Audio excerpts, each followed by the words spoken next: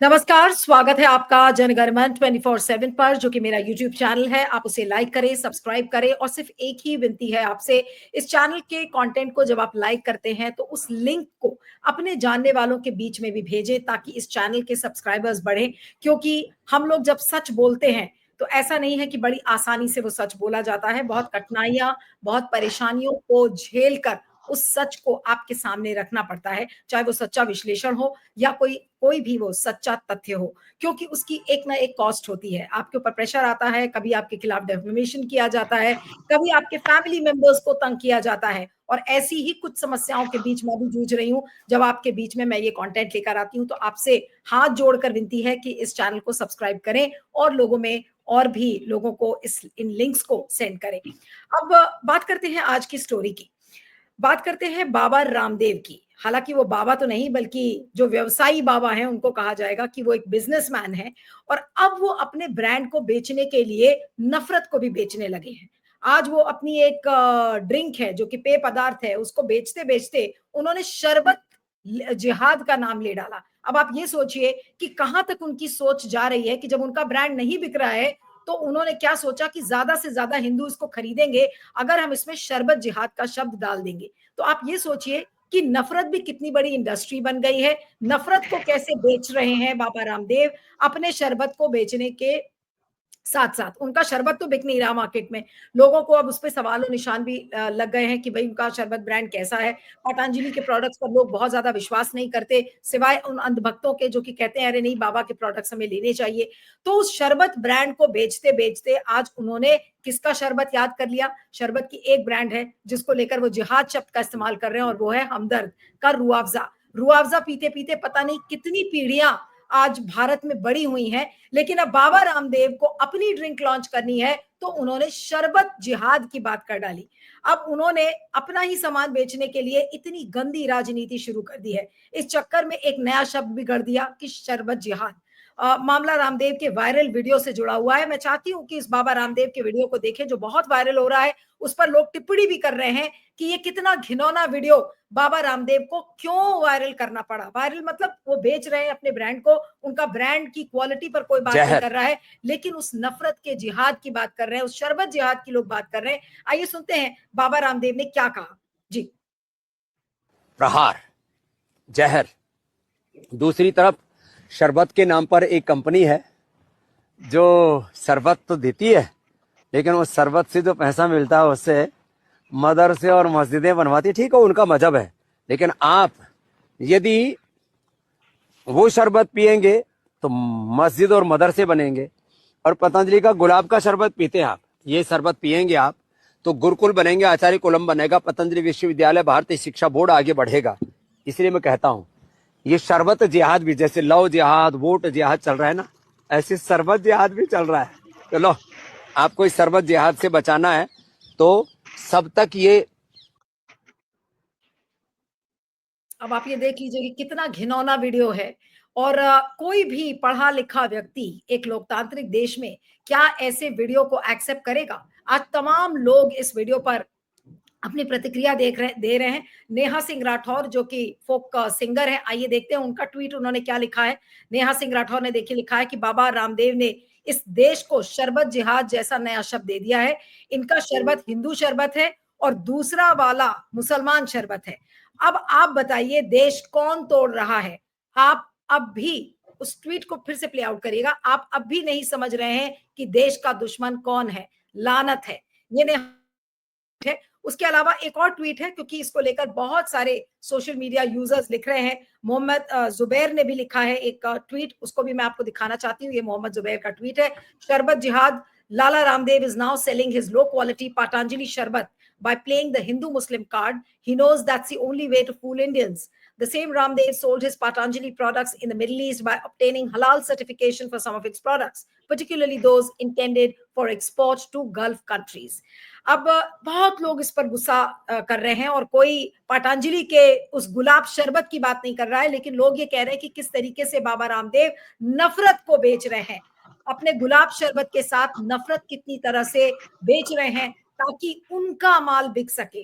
और अपने माल को बेचने के लिए इस व्यवसायी, घिनौने और ढोंगी बाबा ने किस तरीके से नफरत को बेचना शुरू किया है, सिर्फ इसलिए कि उनका ब्रांड बिके।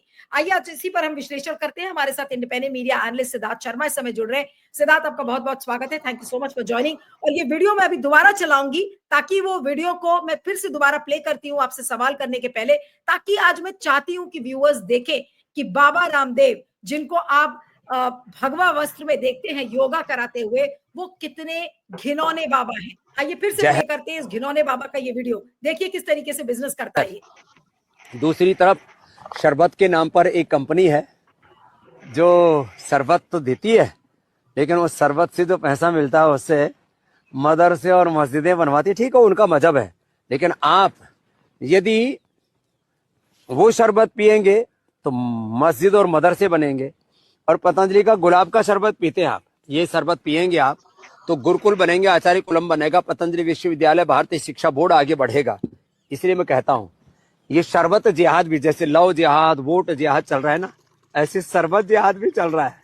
तो लो, आपको इस शरबत जिहाद से बचाना है तो सब तक ये। अब इस वीडियो को मैंने दोबारा इसलिए दिखाया, इसलिए नहीं कि पतंजलि से मुझे पैसे मिले हैं। मैं इस वीडियो को दोबारा इसलिए नहीं दिखा रही हूं कि बाबा रामदेव ने मुझे पैसे दिए हैं कि मैं उनकी मार्केटिंग करूं। मैं चाह रही हूं कि पूरा देश देखे इस घिनौने वीडियो को और समझे कि भगवा हिंदुत्व की पॉलिटिक्स के अलावा बाबा रामदेव किस तरीके की घिनौनी राजनीति करते हैं और एक नफरत की इंडस्ट्री को पनपा रहे हैं वो, और पैदा कर रहे हैं देश में, जो ऑलरेडी बहुत विकसित है, लेकिन उसमें चार चांद लगाने का, नफरत की उस व्यवसाय पर चार चांद लगाने का काम बाबा रामदेव कर रहे हैं, जिनके खिलाफ मोदी जी एक शब्द कभी नहीं बोलते। ये वही बाबा रामदेव है जो सुप्रीम कोर्ट के सामने गिड़गिड़ा रहे थे, एक चोर की तरह सुप्रीम कोर्ट के सामने खड़े हुए थे, गिड़गिड़ा रहे थे कि माय लॉर्ड मुझे माफ कर दीजिए। और ये देखिए वो इंसान वापस आकर फिर से इसी तरीके की नफरत लोगों के बीच में परोस रहा है। आज कई लोग ये कहेंगे कि अरे आप ये वीडियो दिखा क्यों रही है, इस पर तो आपको दिखाना ही नहीं चाहिए था, इस पर तो और ध्रुवीकरण होगा। लेकिन दिखाने का मकसद सिर्फ इसलिए है ताकि जनता की आंख खुल सके। आज इसी पर हम चर्चा करेंगे। सिद्धार्थ शर्मा हमारे साथ है। सिद्धार्थ, आपका बहुत बहुत स्वागत है। Thank you so much for joining. इस घिनौने वीडियो को देखकर जब आपने देखा तो आपके मन में किस तरीके के विचार आ रहे थे सिद्धार्थ, क्या कहेंगे इस वीडियो पर? जी, सबसे पहले तो इनको देखते ही मेरे मन में ये विचार आया कि जब अस्तित्व का संकट किसी के ऊपर आता है, तो फिर उस डूबते को सिर्फ तिनके का सहारा बचता है। जिसके ऊपर अस्तित्व का संकट आता है, वो गधे को भी बाप बनाना उसकी मजबूरी हो जाती है और बाप को भी कभी-कभी वो गधा बना देता है। हमें पता है कि 2014 से पहले तक बाबा रामदेव इस देश में योग गुरु हुआ करते थे, वो योग का प्रचार करते थे। दिक्कत ये हो गई कि 2014 के बाद बाबा रामदेव के रहते हुए, जब योग गुरु के रहते हुए राजनेता योग को बेचने लगेंगे, तो आपने तो योग गुरु का धंधा छीन लिया। राजनेता अगर अंतर्राष्ट्रीय योग दिवस मना रहे हैं, सरकारें अगर अंतर्राष्ट्रीय योग दिवस मना रही हैं, तो बाबा रामदेव जैसे लोग जो योग का प्रचार कर रहे थे 2000 से पहले, उनकी तो आपने पूरी की पूरी रोजगार खत्म कर दिया, उनकी तो बात कोई सुन नहीं रहा है। तो अगर राजनेता योग को बेचना शुरू करेंगे, तो मजबूरी में योग बेचने वाले नेता शरबत बेचने पर मजबूर हो जाएंगे। ये सीधी-सीधी बात है। ये अस्तित्व का संकट बाबा रामदेव के सामने ये है। अभी आप इस कार्यक्रम में जब बता रहे थे, तो बाबा रामदेव के शब्द थे कि आप अगर पतंजलि का शरबत पीने से यदि आप गुरुकुल बन जाएंगे। उन्होंने ये कहा, उनका ये शब्द है आपके इस वीडियो में कि पतंजलि का शरबत पीजिए, उससे गुरुकुल बन जाएंगे। तो इसका मतलब तो इस देश में सचिन तेंदुलकर से लेके करोड़ों लोग जिन्होंने पेप्सी पी है अभी तक, वो तो वेटिकन के नागरिक घोषित कर दिया बाबा रामदेव ने, क्योंकि पेप्सी तो भारत की नहीं है, पेप्सी तो ईसाई देश से आई हुई है। तो इस तरह का जो बात करने का मतलब ही ये है कि बाबा रामदेव जी के सामने आज इतना बड़ा अस्तित्व का संकट है कि जिस ब्रांड के ऊपर उन्होंने अपनी पूरा का पूरा पतंजलि को खड़ा किया था। पतंजलि हमें पता है इस देश में, पतंजलि जो ऋषि हुआ करते थे, मैं पतंजलि प्रोडक्ट की बात नहीं कर रहा हूं, पतंजलि जो ऋषि हुआ करते थे, उन्होंने इस देश को योग दिया। इस देश को नहीं, पूरे दुनिया को योग नाम की एक विधा दी। अब बाबा रामदेव 2014 से पहले जिस योग का प्रचार कर रहे थे, उस योग का प्रचार बाबा रामदेव के रहते हुए अगर इस देश के प्रधान जी करने लग जाएंगे, तो बाबा रामदेव का तो योग कोई नहीं देखने वाला। अब वो मजबूरी में उनको ये शरबत बेचना पड़ रहा है। अब जब शरबत बेच रहे हैं, तो उनका कंपटीशन है पेप्सी से, उनका कंपटीशन है कोका कोला से, उनका कंपटीशन है पार्ले से, उनका कंपटीशन है नेस्ले से। तो जिसको मुझे कहिए कि वो पार्ले से कैसा युद्ध करेंगे, वो पेप्सी से कैसे लड़ाई करेंगे। पेप्सी के बारे में अगर वो इस तरह का आज जो इन्होंने जिस तरह की बचकानी बात कही है और नफरत भरी बात कही है, उस तरह की बात अगर ईसाई धर्म को लेके कह दें पेप्सी के ऊपर, तो कल सुबह तो ट्रंप साहब आपके ऊपर फिर तो 125% टैरिफ लगा देंगे। लगाएंगे कि नहीं लगाएंगे? क्योंकि आप अगर उनके बारे में ऐसे कहिएगा, तो इसका मतलब ही यह है कि उनके ऊपर इस तरह का अस्तित्व का संकट है कि एक ऐसी संस्था के बारे में कह रहे हैं, एक ऐसी कंपनी के बारे में कह रहे हैं, जो मेरे ख्याल से उस कंपनी का नाम उन्होंने नहीं लिया, लेकिन हमें पता है अगर बीजेपी का इकोसिस्टम ये मानता है कि भारत के प्रति निष्ठावान जो भी है, उसने भारत को चुना है, मतलब भारत का हर वो आदमी भारत का नागरिक है जिसकी निष्ठा भारत के प्रति है। तो जिस कंपनी के बारे में बाबा रामदेव कह रहे थे कि आप दूसरों का शरबत लेंगे तो आपका मस्जिद और मदरसे बनेंगे, उस कंपनी के मालिक ने 1947 में जब भारत पाकिस्तान का बंटवारा हुआ था, तो अपनी इच्छा से वो पाकिस्तान न जाके भारत में रह गया था। वो व्यक्ति जो कि पाकिस्तान जा सकता था, लेकिन उसकी निष्ठा भारत के प्रति थी और वो भारत में 1947 में रह गया। आज वो एक शरबत की बहुत बड़ी कंपनी चलाते हैं। शरबत के अलावा बहुत सारी यूनानी दवाइयां भी चलती हैं। और ये इन चीजों के ऊपर अगर इस तरह से बाबा रामदेव जैसे लोग कहेंगे, तो इसका मतलब यही है कि उनको जो 1 साल 1.5 साल पहले सुप्रीम कोर्ट में जबरदस्त फटकार लगी थी, मेरे ख्याल से जनगण मन के दर्शकों को जान लेना चाहिए कि पतंजलि ने गलत ढंग से अपना प्रचार किया, इसीलिए सुप्रीम कोर्ट ने उनको लताड़ा, उनको कहा कि आप माफीनामा डालिए अखबार में। उन्होंने जब माफीनामा अखबार में डाला, तो अगले बार फिर सुप्रीम कोर्ट ने बाबा रामदेव जी को खुद कोर्ट में बुलाया कि आप जब अपना प्रचार कर रहे थे तब तो पूरे पन्ने का प्रचार कर रहे थे, और जब माफी मांग रहे थे तो इतना छोटा मांग रहे थे। तो जितना बड़ा आपने प्रचार किया था, उतना ही बड़ा माफीनामा भी छापिए। उसके बाद बाबा रामदेव की कंपनी ने माफीनामा छापा था। तो मेरे ख्याल से इतना सब होने के बाद अगर बाबा रामदेव जी इस तरह की बात कर रहे हैं, तो इसका मतलब ही है कि वो मजबूरी में ये कर रहे हैं। अगर सच में उनका उद्देश्य नफरत फैलाना होता, तो वो उस कंपनी का नाम लेते जिस कंपनी के बारे में वो बता रहे थे। वो घुमा फिरा के कुछ कह रहे थे लव जिहाद के बारे में, लेकिन वो किस शरबत के बारे में कह रहे थे कि ये फलाना शरबत है, वो मत पियो और मेरा वाला शरबत पियो, वो उन्होंने नाम नहीं लिया। इसका मतलब है कहीं ना कहीं सुप्रीम कोर्ट की जो डांट पड़ी है, उसका डर उनके अंदर है। वो घुमा फिरा के इसीलिए कह रहे हैं। नहीं, लेकिन क्या इनके खिलाफ कोई एक्शन होगा अगर इस तरीके का वीडियो वो इस तरीके से अपना प्रचार प्रसार कर रहे हैं? भाई सुप्रीम कोर्ट को तो इसी से दिक्कत थी ना कि भाई वो अपना जो ब्रांड है, उसके जो एडवर्टाइजमेंट्स है वो बहुत ही मिसलीडिंग है। अब यहाँ पर मिसलीडिंग नहीं है, तो आप यहाँ पर नफरत बेच रहे हो। तो नफरत बेचने का क्या कोर्ट ने उनको क्या लाइसेंस दे दिया है, या फिर उनको पॉलिटिकल पेट्रोनेज तो खैर उनको मिली हुई है, उनके लिए तो ना मोदी जी बोलेंगे ना अमित शाह बोलेंगे, हमेशा सपोर्ट में रहते हैं। अभी कुंभ में देखिए कैसे स्नान करा रहे थे वो अमित शाह को, अमित शाह गंगा जी में खड़े हुए थे और बाबा रामदेव उनको नहला रहे थे। तो ये तो समझ में आ रहा है कि उनको, लेकिन सवाल ये उठता है कि आज क्या इतनी बेशर्मी लाद ली है अपने सिर पर बाबा रामदेव ने कि पतंजलि में का जो बिजनेस है वो किस हद तक नीचे जाकर वो करेंगे? हाँ, मेरे ख्याल से उन्होंने बेशर्मी नहीं लाद ली है, उनके ऊपर ये मजबूरी है, क्योंकि उनके प्रोडक्ट्स हमें पता है कि जब से वो सुप्रीम कोर्ट में उन्होंने माफीनामा मांगा है, तब से पतंजलि के जो प्रोडक्ट्स हैं उनकी बिक्री नहीं हो रही है। इसीलिए मैं फिर से दोहरा रहा हूं, लेकिन इस बात को फिर से कह रहा हूं, 2014 से पहले इस देश में बीजेपी या नरेंद्र मोदी या अमित शाह, इन तीनों से बड़े ब्रांड हुआ करते थे बाबा रामदेव अपने आप में, क्योंकि वो बाबा रामदेव योग का प्रचार कर रहे थे। अचानक 2014 में जब से बीजेपी सरकार आई, उसने पूरा का पूरा योग को हाईजैक कर लिया। तो आपने तो पतंजलि के मतलब बाबा रामदेव का तो रोजगार छीन लिया। अब उनके सामने ये मजबूरी आई कि उनका जो योग था वो अगर सरकार चला रही है तो वो क्या चलाएंगे। तो उसके बाद उन्होंने पतंजलि के प्रोडक्ट शुरू किए, जिसमें साबुन से लेके गेहूं, चावल, नमक सब कुछ है, टूथपेस्ट सब कुछ उन्होंने बेचा।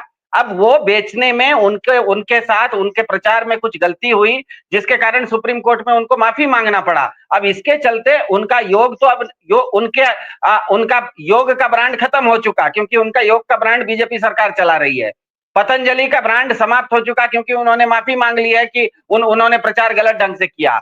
अब मेरे ख्याल से उनके ऊपर व्यापारिक मजबूरी है कि अपनी चीज को अगर बेचना है तो उनके सामने कंपटीशन में है पेप्सी, उनके सामने कंपटीशन में है कोका कोला, उनके सामने कंपटीशन में है नेस्ले, उनके सामने कंपटीशन में है पार्ले।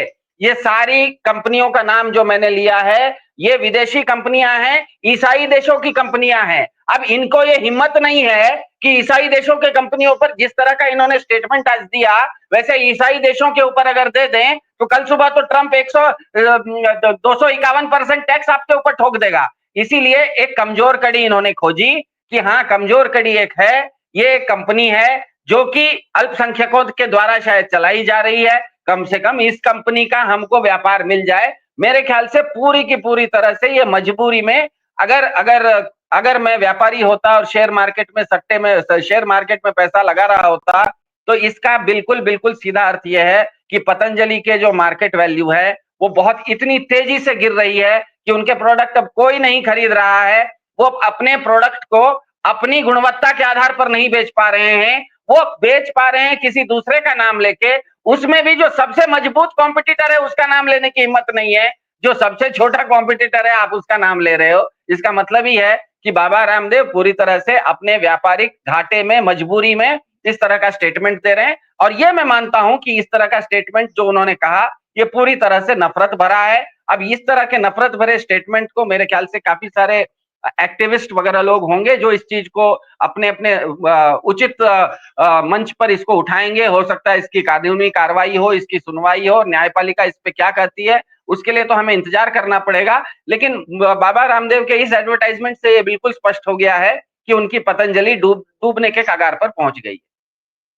लेकिन आपको लग रहा है कि इसमें कोर्ट संज्ञान ले सकता है? क्योंकि इसमें उन्होंने ये कहा कि देखिए एक वो कंपनी है जो कि शरबत बनाती है तो उससे मस्जिद और मदरसे और हमारा शरबत उससे गुरुकुल और शिक्षा बोर्ड आगे बढ़ेगा। तो उन्होंने नाम तो लिया नहीं है तो वो ये कह देंगे कि भाई कोर्ट में कि फिर बाइज्जत बरी हो जाएंगे। कोर्ट क्या इनसे सवाल नहीं पूछेगा कि भाई आपको किसने लाइसेंस दिया इतनी शरबत के नाम पर नफरत बेच रहे हैं आप? ये तो कोर्ट पूछ सकता है। हाँ, मेरे ख्याल से जिस तरह का इन्होंने स्टेटमेंट दिया है इस मामले में कोई ना कोई इस मामले को अदालत तक तो लेके जाएगा ही जाएगा, ये तो बिल्कुल स्पष्ट है। अदालत में भी इसकी सुनवाई होगी, ये भी बिल्कुल स्पष्ट है। अब वो सुनवाई के बाद अंत में निर्णय क्या निकलेगा ये मैं नहीं कह सकता हूं, क्योंकि यहाँ पर दो चीजों के बीच में तय करना पड़ता है। एक तो ये कि क्या किसी आदमी के वक्तव्य मतलब आपकी हमने वाणी से किसी मतलब क्या कहते हैं उसको धार्मिक सद्भावना को ठेस तो नहीं पहुंचाई, मतलब इस देश में जो एक धार्मिक सद्भावना है उसको किसी तरह की हानि तो नहीं पहुंचाई, वो एक पहलू है। दूसरा पहलू ये भी है कि इस देश में अभिव्यक्ति की स्वतंत्रता है, कोई आदमी कुछ भी बोल सकता है। ये तराजू के जो दो पाले हैं जिसमें कि अभिव्यक्ति की स्वतंत्रता के अंतर्गत आदमी कुछ भी बोल सकता है, लेकिन आप इस देश का धार्मिक सद्भाव भी नहीं बिगाड़ सकते। इन दोनों के बीच में तराजू में जब कानून इसको तोलेगा तो अंत में क्या निर्णय देगा ये तो मैं नहीं कह सकता। लेकिन प्रथम दृष्टया ये बिल्कुल लग रहा है कि जिस तरह की बात उन्होंने कही है इस पे मामला कहीं ना कहीं कोई ना कोई व्यक्ति इस चीज को अदालत में लेके तो जाएगा और अदालत इसको संज्ञान लेगी और इसकी सुनवाई तो होने वाली है, ऐसा मुझे लग रहा है। सिद्धार्थ, अब लास्ट सवाल बस आपसे कर रही हूँ कि क्योंकि ये स्टोरी इस समय काफी वायरल हो रही है और काफी लोग इसको देख रहे हैं, इस वीडियो को बार बार देख रहे हैं कि कितनी बेशर्मी से बाबा रामदेव जो अपने आप को योग गुरु बताते हैं वो योग के नाम पर क्या क्या चीजें बेच रहे हैं। और वो ये जो सैफरन चोंगा ये पहनते हैं, जो ये भगवा वस्त्र पहन रहे हैं, इस भगवा वस्त्र को उठा के वो फेंक क्यों नहीं देते? अगर इतनी ही नफरत उनको बेचनी है, इसी तरीके से उनको बिजनेस करना है और सरकार का एक एजेंडा चलाना है जो हिंदुत्व का एजेंडा है, तो फिर ये बाबा किस बात के हैं? इनको बाबा हम बोल ही क्यों रहे हैं कि ये बाबा रामदेव है? जी बहुत गंभीर सवाल है आपका, इसको थोड़ा सा मैं समझा देता हूं। मेरे ख्याल से वर्तमान भारत में एक बहुत बड़ा अस्तित्व का संकट है, क्योंकि भारत में एक बहुत पुरानी और प्राचीन परंपरा रही है कि आप साधु को मतलब साधु के वेश से आप समझ जाते हैं कि वो साधु है, आप पुलिस के वेश से समझ जाते हैं कि कौन पुलिस है, आप काला कोट पहन के लोगों को देख लेते हैं, समझ जाते हैं कि कौन वकील है, आप डॉक्टर को, वकील को, साधु को, पुलिस को, इन सब लोगों को अपनी वेशभूषा से पहचान जाते हैं और उन लोगों को एक विशेष समाज में आदर भी मिलता है। तो वेशभूषा के चलते भारत में बहुत प्राचीन काल से ही लोगों को एक आदर सम्मान दिया गया है। इसीलिए रामचंद्र जी को जिस समय वनवास दिया था तो कैकेयी ने कहा था कि आपको वल्कल वस्त्र पहनना है, मतलब आपको एक खास तरीके का कपड़ा पहन के निकलना है, साधु वेश में आपको निकलना है। तो मेरे ख्याल से भारत में साधुओं को बहुत ज्यादा मान सम्मान प्रतिष्ठा बहुत आदिकाल से चली आ रही है। अब मेरे ख्याल से एक बहुत बड़ा ग्रुप है, एक लोगों का एक समूह है, वो चाह रहा है कि किसी तरह मैं भी अगर उस तरह का चोगा पहन लूं तो मुझे भी तो उस तरह की प्रतिष्ठा मिलेगी। इसके लिए जरूरी नहीं है कि एक साधु संत बनने के लिए जितने शास्त्रों का ज्ञान होना चाहिए उतना ज्ञान मिले या नहीं मिले। कल ही परसों हमने पढ़ा कहीं पे उत्तर प्रदेश में या कहीं पे कोई एक डॉक्टर था जो कि डॉक्टर ही नहीं था, लेकिन उसने कई सारे लोगों के ऑपरेशन भी कर दिए और अब काफी सारे लोग मर भी गए। आप अगर इस न्यूज को हमने देखा था कल परसों ही मैंने देखा कि उत्तर प्रदेश या मध्य प्रदेश में कहीं एक कोई व्यक्ति था जो कि अपने आप को डॉक्टर कह के लोगों का ऑपरेशन भी कर रहा था और वो लोग मर भी रहे थे, और उस व्यक्ति का उस राज्य के उस सूबे के मुख्यमंत्री के साथ फोटो भी था। तो इसका मतलब ही यह है कि इस देश में एक परिचय का संकट आया हुआ है और परिचय का संकट का लाभ उठाने के लिए बहुत सारे लोग जिस जिस जिस पेशे को इज्जत बहुत है उस पेशे का अगर वेशभूषा में पहन लूं तो मुझे इज्जत मिलेगी करके बहुत लोग इस भेड़िया धसान में घुसे हुए हैं। इसको कहते हैं ना, बहती गंगा में बहुत लोग हाथ धो रहे हैं। अब ये निर्भर करता है इस देश की जनता पर, दर्शकों पर, खास करके जनगण मन के दर्शकों पर, कि कोई व्यक्ति सिर्फ अगर सफेद कोट पहन लेता है तो वो डॉक्टर नहीं हो जाता है। ये हमको सोचना पड़ेगा। आपको डॉक्टर को खोजने से पहले ये देखना पड़ेगा कि वो सफेद कोट पहनना उतना जरूरी नहीं है जितना कि उसकी डिग्री या उसकी गुणवत्ता जरूरी है। तो मेरे ख्याल से इसीलिए मैंने कहा कि बाबा रामदेव जी के सामने अभी एक बहुत बड़ा अस्तित्व का संकट है। 2014 से पहले वो भारत के सबसे बड़े हिंदुत्व के ब्रांड हुआ करते थे, बीजेपी से भी बड़े ब्रांड थे, मोदी जी से भी बड़े ब्रांड थे। अचानक जैसे ही बीजेपी आई उनका पूरा का पूरा जो योग का प्रचार करते थे बीजेपी ने हाईजैक कर लिया।